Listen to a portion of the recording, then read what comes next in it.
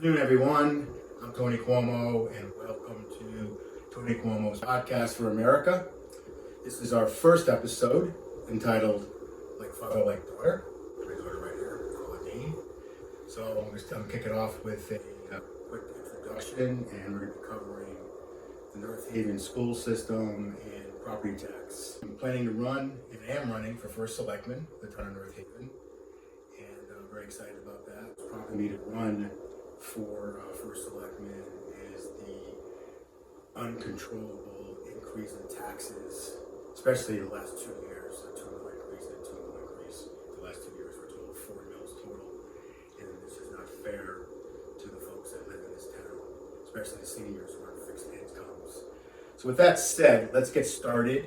Nicola is my daughter right here. She has 2 sons currently in the school system, and the third will be joining next year. Proud to call her my daughter. You grew up in North Haven. Have you noticed any significant changes since you were in grade school in North Haven? Not really. The school, I feel like it looks exactly the same. They've never improved anything.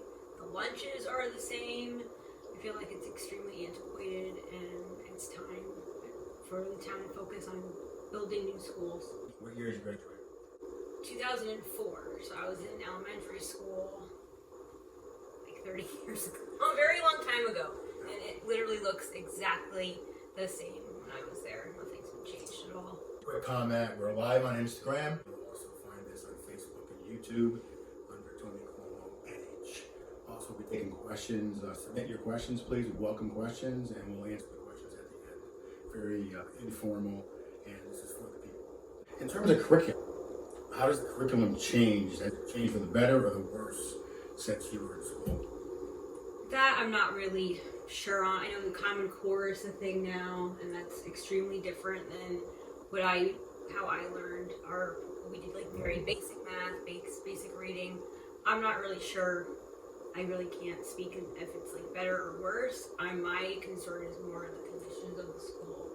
I feel like there's really good teachers in the town. I really like our principal. I just don't think it's fair for the staff and for the kids to be in a school that is old, it's extremely run down, there's no air conditioning. So I feel like my biggest issue is more the quality of the school versus the education. I feel like it's pretty good here in town. This is I think particularly, they have something to say about. and you're focusing on the grammar schools. Yeah. Yeah. High school built 20 years ago, middle school built 10 years ago.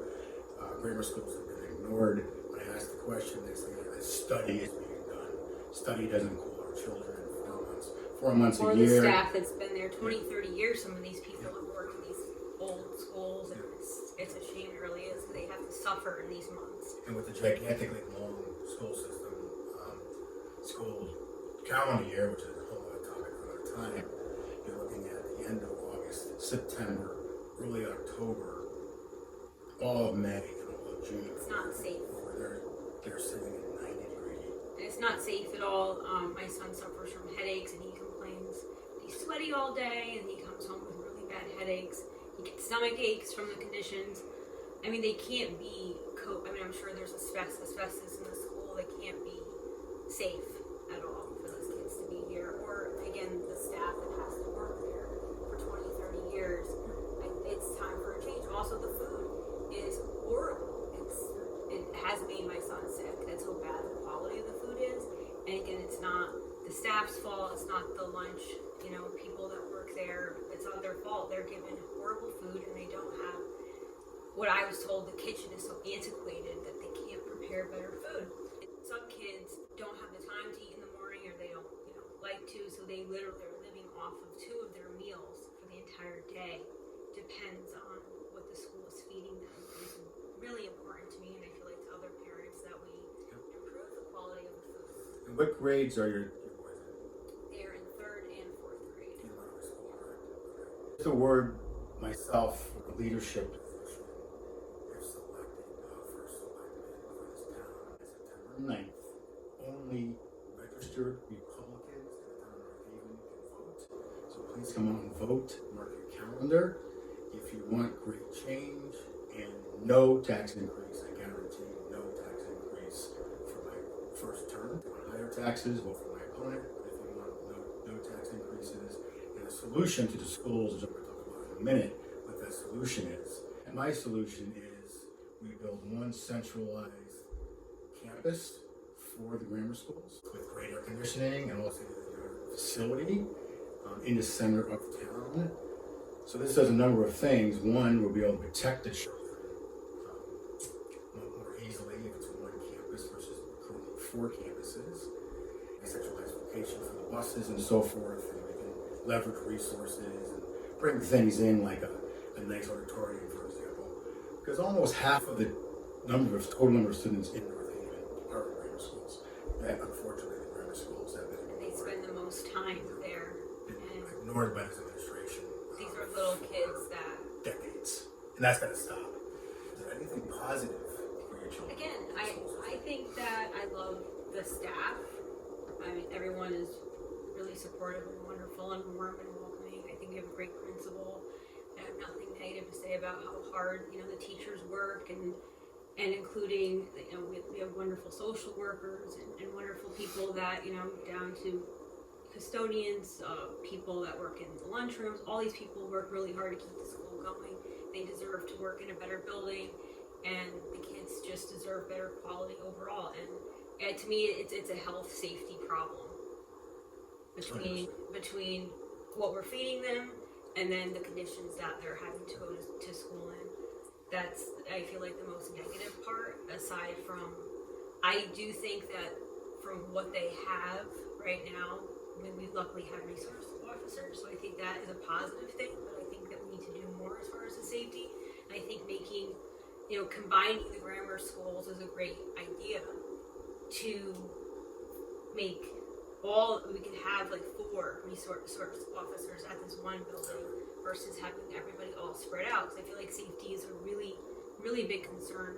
I've been to some of the board meetings, I've watched them all the time, and all the parents, again, no matter what side you fall on politically, I think everyone agrees that the schools need to be safer. And again, I think the town has done a lot, because there are some towns that don't have resource officers, so I'm very grateful that we have that. We have to show IDs now, which I think is great, going into the buildings. And again, I like to commend our principal. I know at the school that my boys are at is really big on safety. And I mean, they're doing with what they have. And I feel like the Board of Ed also should be focusing on this exact problem. I think there's so many other things that come up that when they go over the budget, they don't want to cut sports and, teachers and whatever, but to me, number one is safety, and we need to make the school safer in all aspects. 100%. We can't protect our children and give them a great environment to learn in. We're failing as a culture, and I feel very strongly with that. And so do I. As first selectman, it's going to be job one. They got a plan in place. If I already have my plan, ready to go. Just got to find a location, find the appropriate contractor, start building. Once the school is done, phase out all 4 current grammar schools. And I have plans for that land actually for another conversation.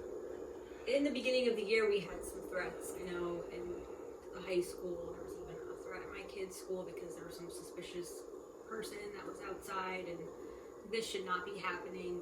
I mean, I also feel like we should have I don't know why we don't have metal detectors in the high school. I mean, these are the things that the board year after year, like, I don't know why there hasn't been a conclusion. I don't know why it's not topic number 1. And again, I know other parents have gone and spoke and expressed concerns, and I think a lot of it is they listen and they just move on. And I think that the way that even like the board is run, it's very just like, let's just get through it. Let's just, divide up the money to where they think things need to be spent. And I think the focus needs to be on, again, the safety. That's I don't necessarily, again, have a problem with what they're learning in school. I think that the curriculum seems to be pretty good. I just, Well, Nicola, I want to thank you for being so open and honest about your children's education and highlighting some of the problems here. Frankly, we have a number of problems here in leadership. Number 1, priorities are out of whack. Putting money into building roads and fixing roads that are already in great shape, and spending money for studies and stuff like that. And this whole garbage can thing is a complete outrage. Anyone out there reading on garbage cans, they want to spend leadership wants to spend $1.2 million to buy garbage cans for us. We which won't be big enough for your families and will cause many, many other problems, which I won't go into detail. The point is, money's being spent foolishly and not efficiently. That's what I bring to the table. I'm a business person. I have a successful business in Brentford, Connecticut called 1928 Cocktail Club. I will apply those same business practices to the town. Why? Because the town is a business. It needs to run like a business and not, oh, we need more money? Let's raise taxes. Oh, somebody puts their hand up to spend some kind of money foolishly in some meeting. All right, let's go do that. No. It needs to be prioritized. Every single line of the budget will be scrutinized and looked at. Especially if it's worth All Ed's budget. It's about just like what? efficiency. You know, for example, like I saw a note that the Board of Ed wanted a 10.65 increase in the budget, an already voted budget, and the Board of Finance said, we'll give you 6.99, which is still a huge increase. The budget is so large. The total budget for this town is $28 million. Okay? And the thing is, there's outcry that is going to impact our children for a generation, which is putting fear, uncertainty, and doubt into our parents, and it's just not fair. You have to be transparent. You need to be a leader. We don't have this in this town, and that's going to change once I win the primary on September 9th. Again, September 9th, you need to be a registered Republican, and come out and vote. The polls will be 6 a.m. to 8 p.m. Stay tuned for a lot more from me. And like I said, this is the first episode of many.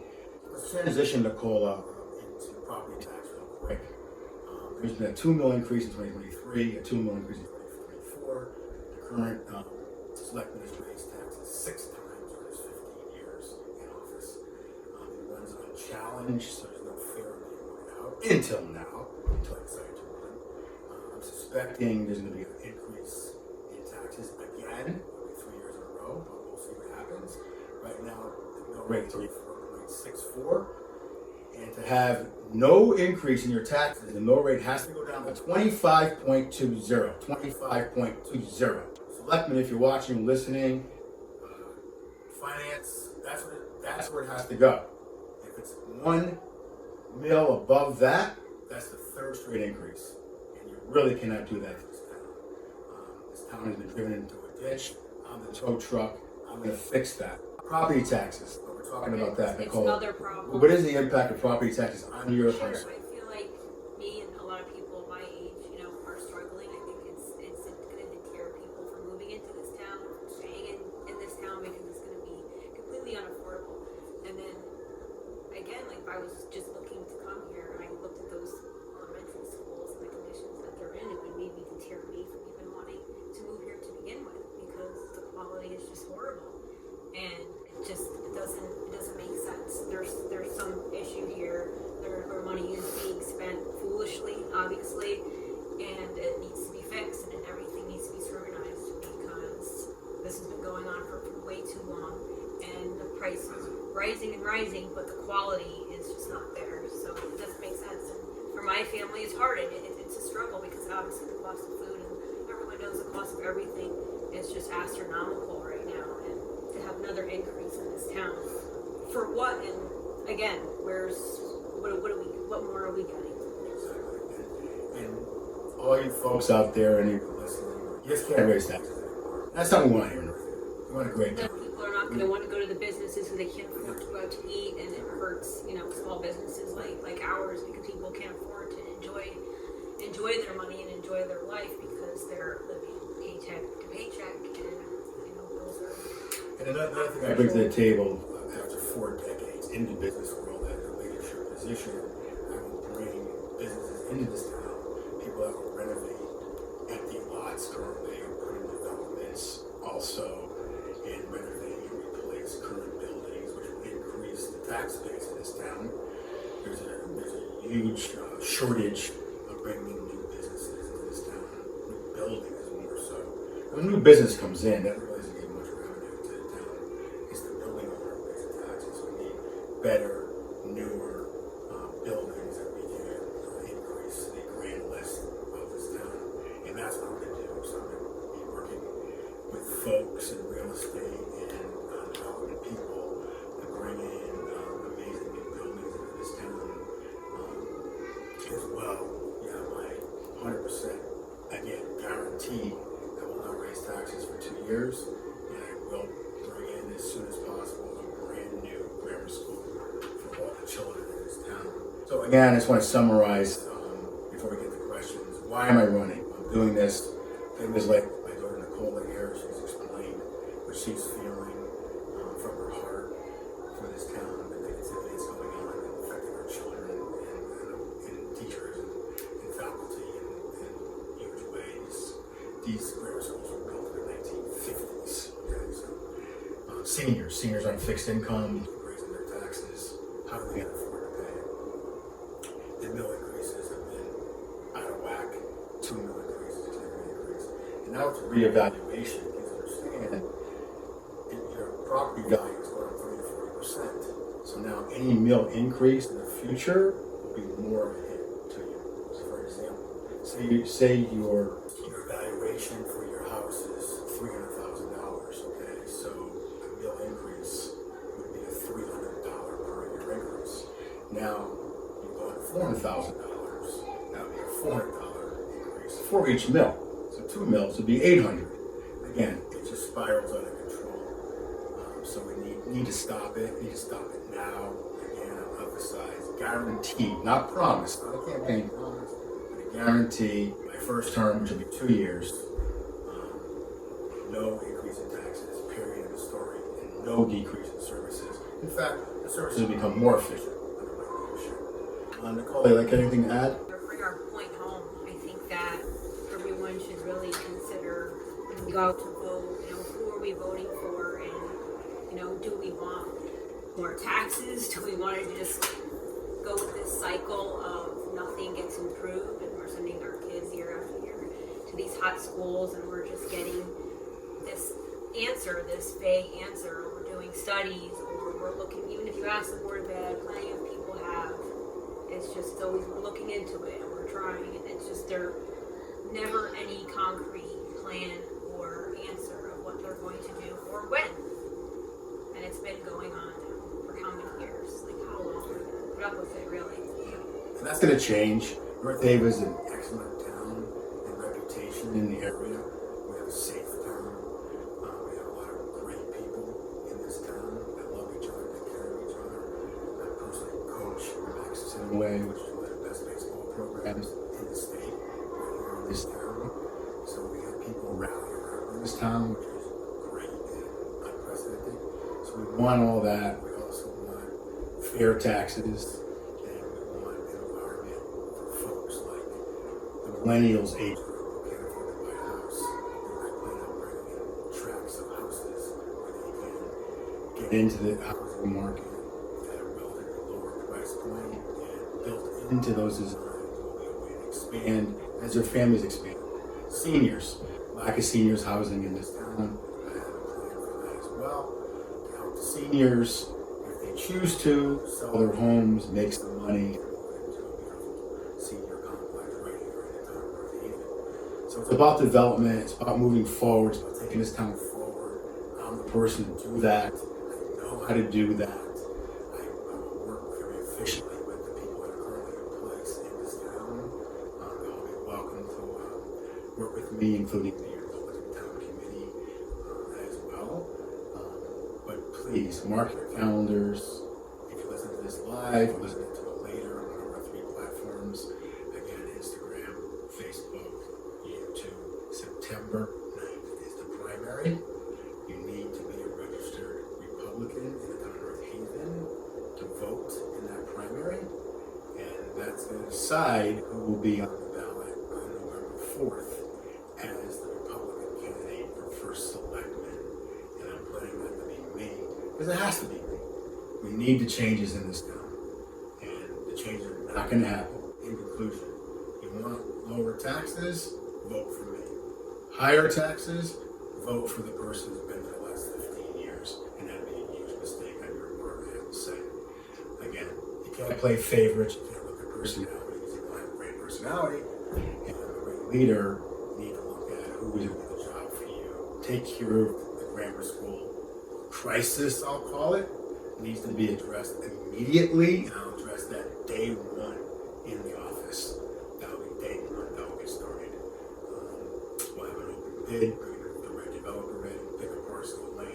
start development, and I'd like to see within 18 months of election day, the children will be walking through those doors in a beautiful school, and then we can close down the 4 member schools and reappropriate that as needed. So I want to thank you all for your time. This is wonderful to be in front of you. This is episode 1. Episode 2 will be coming in the next couple of weeks. I will also be sending out, trying to get folks together in this town to come to a location to have a discussion. I want to hear from you, what your concerns are for this town, and we'll have different themes each time with the podcast. And all of them will not be political. We'll be talking about, maybe the federal government, sports, my bar, the 28 Cocktail Club. Again, it's Tony Cuomo's podcast for America. It's the start of it, and it's going to grow and grow and grow. And knowing you all here in my hometown, which I've been living in this town for over 3 decades, to be a huge part of that, to be a huge part of all the success that we all can achieve and do together. So with that, we'll conclude. Have a wonderful day. Stay safe.